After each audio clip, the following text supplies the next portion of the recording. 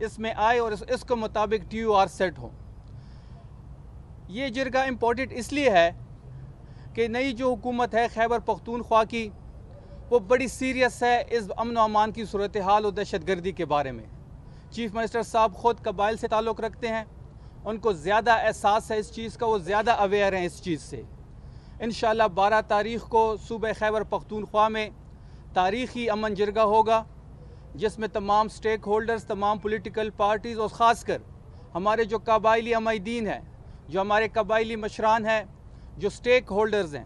جہاں پہ یہ حالات سے گزر رہے ہیں، ان کو بھی انوائٹ کیا گیا ہے اور ان کو بھی ہم لوپ میں لیں گے اور ان کی جو تجاویز ہوگی وہ بھی اس کمیٹی کے سامنے رکھی جائیں گی۔ کور کمانڈر صاحب سے ملاقات ہوگی اور جب یہ ساری چیزیں فائنل ہو جائے گی تو CM صاحب کو یہ کمیٹی ہینڈ اوور کر دی گی اور CM صاحب یہ سٹیک ہولڈرز کے ساتھ اس کے بارے میں اور TURs کے بارے میں بات کریں گے۔ تو آپ کو بلانے کا مقصد، یہاں پہ بریفنگ یہ مقصد تھا کہ انشاءاللہ 12 تاریخ کو خیبر پختونخوا اسمبلی میں صوبے کی سب سے بڑا امن جرگہ ہونے جا رہا ہے۔ جو یہ شو کر رہا ہے، یہ جو پریٹینڈ کر رہا ہے کہ صوبائی حکومت اس صوبے میں جو دہشت گردی ہے، اس صوبے میں جو امن و امان کی صورتحال ہے، اس کے بارے میں انتہائی سنجیدہ ہے۔ میں علی اصغر صاحب جو ہمارے جنرل سیکرٹری ہیں پاکستان تحریک انصاف خیبر پختونخوا کو، ان کو انوائٹ کرتا ہوں کہ وہ اپنا ورژن آپ کے سامنے رکھے۔ آپ ادھر آ جائیں سر۔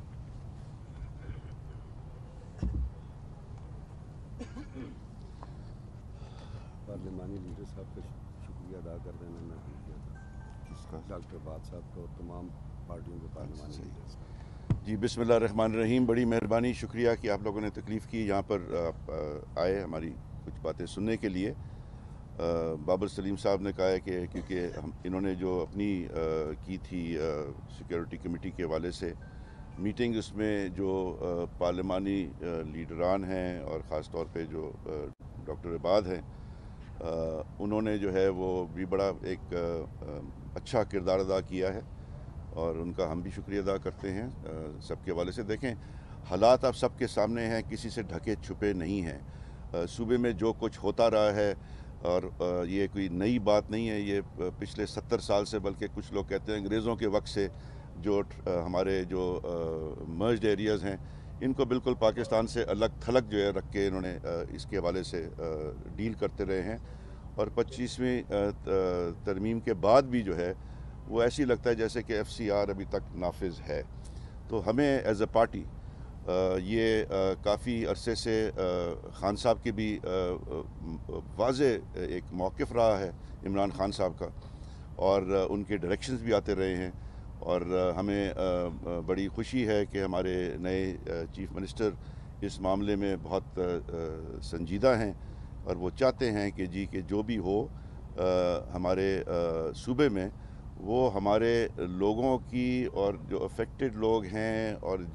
جو لوگ اس خطے کے رہنے والے ہیں، ان کی رائے کو شامل کر کے سارے فیصلے ہوں۔ اور اسی لیے پہلا قدم جو وہ لیا ہے اور بڑا قدم ہے کہ تمام سیاسی جماعتوں کو ہم کانٹیکٹ کر رہے ہیں، ان سے ہم یہ گزارش کر رہے ہیں کہ آئیں، ہمیں اپنی رائے سے آگاہ کریں، اپنے لوگوں کی نمائندگی کریں۔ اس کے علاوہ جو مطلب کہ بار کاؤنسلز ہیں، سول سوسائٹی ان جنرل ہے،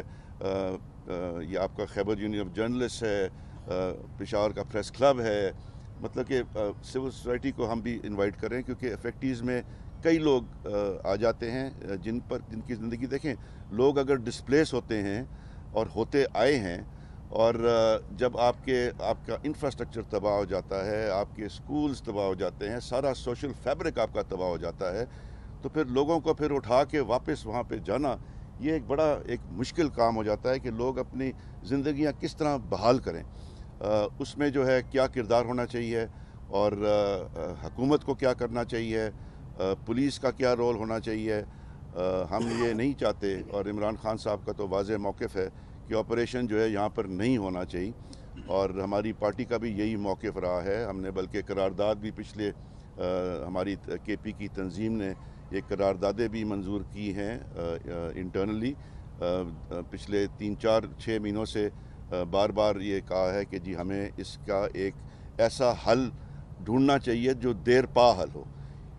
جو بھی آپریشن ہوتا ہے، ایکشن ہوتا ہے، اس میں ہم دیکھتے ہیں کہ جو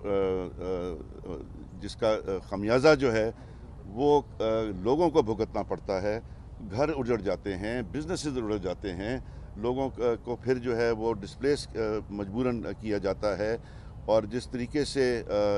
ایسا ایکشن جہاں پر لوگوں کی زندگی, دیکھیں سب سے پہلا کام یہ ہوتا ہے کہ لوگوں کی زندگی کو آپ جو ہے اس کا تحفظ کریں,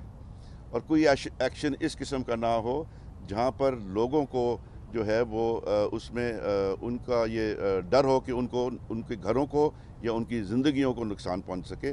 تو ہم چاہتے یہ ہیں کہ اس جرگے کے ذریعے سی ایم صاحب کے سامنے کچھ تجاویز آئیں, کچھ سوچ آئے کہ جی کس طریقے سے اس مسئلے کو حل کیا جائے. جو ہمارے اداروں میں اور ہمارے لوگوں میں جو فاصلہ اتنا بڑھ چکا ہوا ہے اس کو کس طریقے سے کم کیا جائے, اور یہ جو ہماری گورنمنٹ جو ہے کس طریقے سے اس چیز کو سنبھال سکے. تو یہ ہماری خواہش تھی, اور یہاں پر کسی ایک پارٹی کی بات نہیں ہے, یہ پورے خیبر پختونخوا, بلکہ خیبر پختونخوا کے اثرات جو ہیں وہ پورے ملک میں پھیلتے ہیں. تو پورے ملک کی بات ہے کہ ہم چاہتے ہیں کہ خیبر پختونخوا کے لوگ خود بیٹھ کے یہ فیصلے کریں کہ ان کی بہتری کس چیز میں ہے, کس طریقے میں ہے, اور پھر ہم ایز اے گورنمنٹ اپنی گورنمنٹ کو ریکویسٹ کریں کہ جی یہ چیزیں سامنے آئی ہیں. ہماری اسپیکر صاحب نے بڑا ایک طویل پروسیس 8-8 10-10 گھنٹوں کے میٹنگز کرتے رہے ہیں, اور ان کے پاس بھی چیزیں ہیں. تو ان چیزوں کو ہم جمع کر کے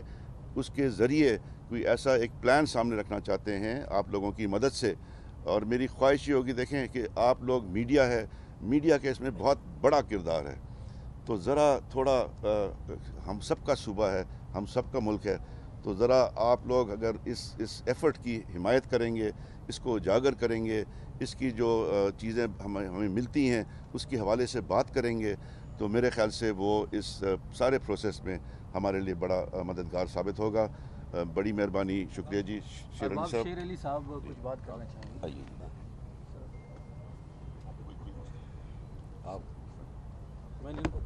وہ ادھر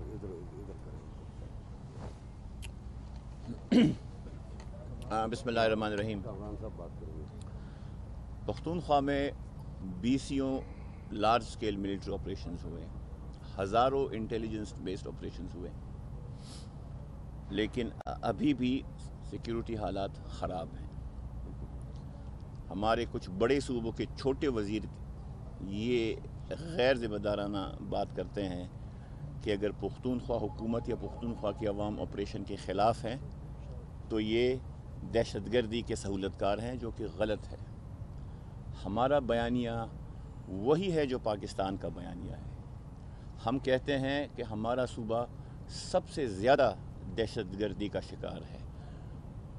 تو کیوں نہ ہم اس دفعہ جب کہ کئی آپریشنز ہو چکے ہیں اور فائدہ اور رزلٹ اس کا کچھ خاص نہیں آیا, ایک وائڈر کنسلٹیشن کریں, ایک لویا جرگہ بلائیں, پختونخوا کا جرگہ بلائیں, اور کلیکٹیو وزڈم سے آگے بڑھیں, بجائے اس کے کہ کہیں بند کمروں میں فیصلے ہوں کہ جی یہاں آپریشن ہونا چاہیے اور ایسا ہونا چاہیے, اور کچھ ہی لوگ یہ ڈیسائیڈ کریں. اس خیبر روڈ پہ ریاست کا اگر کوئی حصہ ہے وہ یہ بلڈنگ ہے. آرٹیکل 7 اگر آپ دیکھیں جس میں ریاست کی ڈیفینیشن ہے آئین میں, وہ ہے صوبائی قومی اور قومی اسمبلی اور پارلیمنٹ, صوبائی اسمبلی اور صوبائی حکومت, اور وہ اتھارٹیز جو کہ سیس کر سکتے ہیں. سو ریاست کا حصہ یہ ہے خیبر روڈ پہ, اور کوئی ریاست کا حصہ نہیں ہے. دوسری بات یہ ہے کہ کنسلٹیشن اور کنسنسس ایگزیکٹو کا کام نہیں ہے, نہ سول کا نہ ملٹری کا. وہ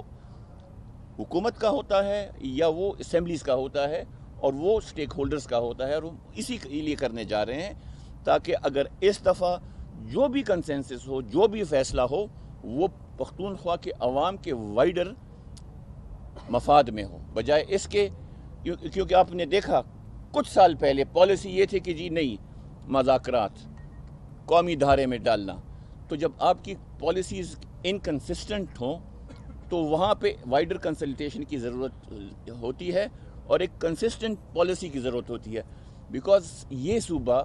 مزید تباہ کاریوں کا متحمل نہیں ہو سکتا۔ آپ اگر باقی صوبوں کو دیکھ لیں، بالخصوص جو ہمارے بڑے صوبے ہیں، ایون پارلیمنٹ میں بھی دیکھیں، ڈسکشن کیا ہوتی ہے کہ جی ہماری روڈ اس طرح، ہمارا بلڈنگ اس طرح، ہم کیا کہتے ہیں، ہماری زندگیاں اس طرح، ہمارا امن اس طرح۔ تو جب اتنا بڑا فرق ہو، فرنٹ لائن اسٹریٹجک ڈیپتھ کی فیلڈ پالیسی سے لے کے وار اینڈ ٹیرر تک، اور اب اسی صوبے نے اور بلوچستان نے سب سے زیادہ نقصان اٹھایا ہے، ہم اس کا بوجھ بھی اٹھاتے ہیں، جانی بھی اور مالی بھی۔ تو ان سب چیزوں کے لیے حل یہ ہے کہ اس گھر جو کہ ریاست کا بھی حصہ ہے اور جو ایک آئین کا بھی حصہ ہے، یہاں پہ وائڈر کنسلٹیشن ہو، کلیکٹیو وزڈم کے ساتھ فیصلے ہوں اور امن کی طرف آگے بڑھیں، بجائے اس کے کہ جی آپ اگر امن کے آپریشن کے ساتھ ہیں تو آپ پاکستانی، اور اگر خلاف ہیں تو یہ 71 والی چیزیں اب بند ہو جانی چاہیے۔ بہت شکریہ۔